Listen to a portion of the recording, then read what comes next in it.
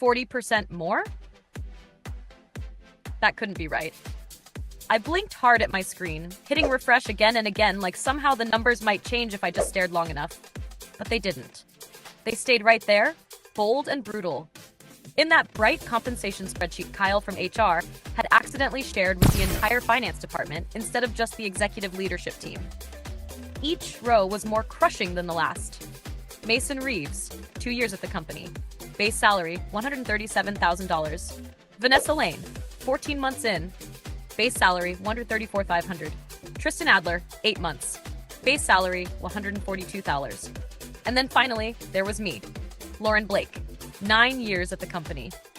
Base salary, $98,750. I had trained every single one of them. 9 years of building the entire financial infrastructure this company operated on. Countless late nights, holidays skipped, stress-induced migraines, and thankless fire drills. And here they were, newer, less experienced, less capable, and making almost 40% more than me. The sounds of the office faded out, clicking keyboards, murmured chatter, the buzz of the AC that always ran too cold. I sat there frozen, scrolling again, like maybe I had missed something. But no. There it was, plain and insulting. My name, buried on page 3, under people I had onboarded. I glanced up across the open floor. Mason was laughing at something on his screen. Probably another crypto meme. Mason, who still needed help reconciling accounts payable after 2 full years. Mason, who somehow earned $38,250 more than me. 3 minutes later, an email recall came from Kyle, but it was too late. I had already downloaded the file and saved it to my personal drive. I didn't even hesitate. I closed my laptop, stood up, and walked straight to my manager's office. Daniel Richards had been my direct supervisor for the past 6 years. I didn't schedule a meeting. I didn't send a message. I just knocked twice and walked in. He looked up from his screen, clearly annoyed. "Lauren, something urgent?" I placed my laptop on his desk and turned it toward him, open to the spreadsheet. "I need to understand this," I said. My voice was level but hollow. His eyes flicked to the screen and back to me. The way his pupils widened told me everything. I hadn't imagined it. He knew. Daniel leaned back in his chair and steepled his fingers. "Lauren, you know I can't discuss other employees' compensation." "I'm not asking about them," I said, reopening the laptop. "I'm asking about mine. 9 years, Daniel. 9 years of building systems from scratch, solving errors no one else could even find, saving this company millions. I trained all of these people, every single one of them, and they're making 30 to 40% more than me." He sighed. That particular sigh managers use when they want you to feel unreasonable for demanding fairness. "The market's changed a lot since you were hired. It's company policy to match market rates for new hires. So adjust mine." "It's not that simple. We have band structures policies." He shrugged. He actually shrugged. "Take it or leave it." My hands were trembling, but not with fear. Something else entirely. "I'd like to request a formal compensation review." "I can submit the request," he said, checking his watch. "But it'll likely be denied. Annual reviews were last quarter. You received the standard 3% increase." I didn't cry. I didn't scream. I didn't call my sister Abby like I usually did when the office drove me insane. That night, I poured myself a glass of cheap Cabernet, sat at my kitchen table, and opened my laptop. Let me pause for a second. I'm Lauren Blake, by the way. 34 years old. The kind of person who alphabetizes her spice rack and color codes her closet. The kind of person labeled detail-oriented in every performance review. Corporate speak for, "We'll dump everything on you because we know you'll never let anything fall through the cracks." If you've ever felt undervalued, stick with me. What happened next might change something for you too. I started building a timeline. 2014, hired as financial analyst. Built our first automated reporting system. Saved 30 hours of manual work per week. 2015, promoted to senior analyst. Overhauled accounts receivable. Reduced outstanding collections by 42%. 2016, created compliance framework that passed a federal audit with 0 findings. The first clean audit in the company's history. I documented everything. Every crisis I'd averted. Every dollar I'd saved. Every person I'd mentored. By sunrise, I had a 43-page report titled "The Cost of Institutional Memory," a detailed, quantified analysis of my contributions to the company. On the last page, I compared what I'd saved the company last year alone, $267,459, against the market-adjusted salary I should be earning. Then, I printed it. Had it professionally bound at a 24-hour copy center. Dressed in my best charcoal skirt and cream blouse, the same one I wore for my last promotion 3 years ago. At 7:30 a.m., I walked into the CEO's office. Garrett Monroe. Classic corporate executive. 57 years old, a full head of silver hair. A practiced smile that never quite reached his eyes. His assistant wasn't in yet, so I left 3 things on his desk.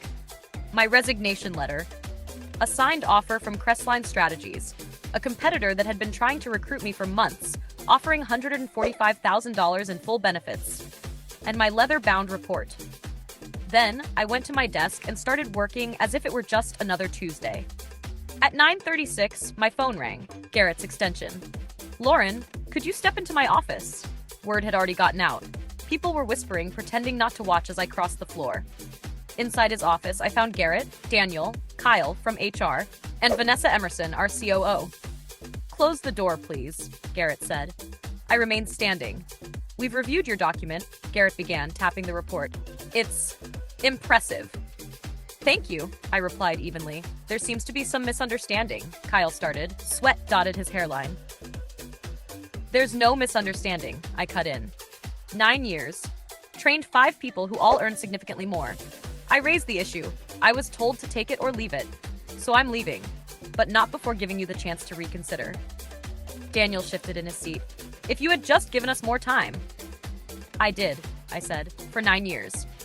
I turned to Garrett. "You'll find the last section of my report includes a full knowledge transfer plan, every undocumented workaround, every contact, every financial process that lives exclusively in my head." Finally, Vanessa spoke. "You've clearly put a lot of thought into this." "I have. What would it take for you to stay?" I'd anticipated that. "My market value is clear from your own pay structures and the offer letter. But this isn't just about the money. It's about 9 years of being dismissed and undervalued." I paused, letting the silence stretch uncomfortably. "I want a $150,000 salary, a $40,000 retroactive bonus for last year's disparity, and a company-wide compensation equity review." Kyle actually gasped. Daniel looked down. Garrett stared at me like I'd grown 2 heads. "You realize how unusual this is," Garrett said finally.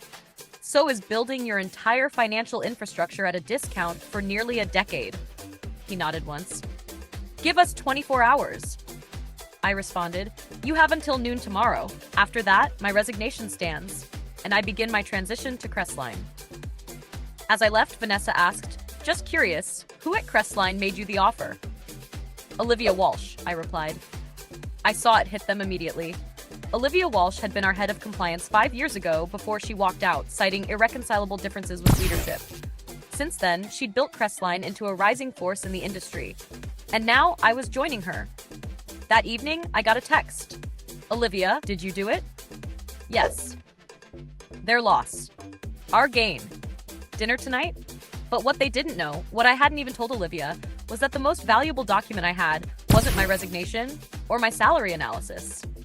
It was the fraud report. 18 months ago, I noticed a vendor payment that didn't align with any purchase order. Small, $13,875, but odd. When I flagged it, Daniel told me it was pre-approved. The next quarter, there was another one, then another, always just below the threshold that would trigger an internal audit. So I started documenting them on the side.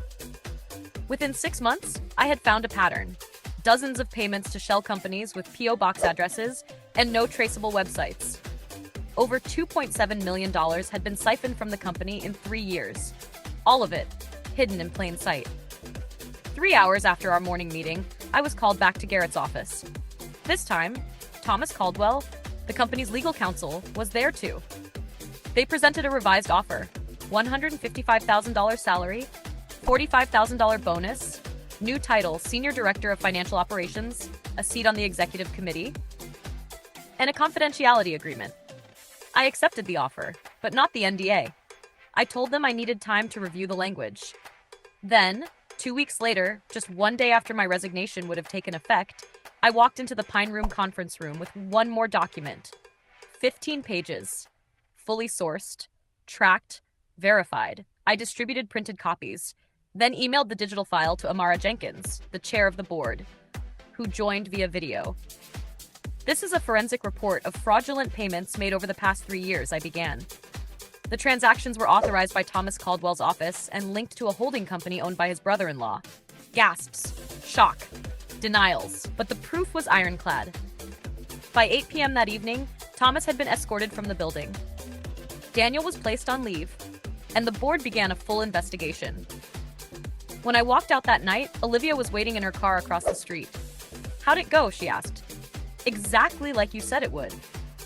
I started as Crestline's new CFO a month later.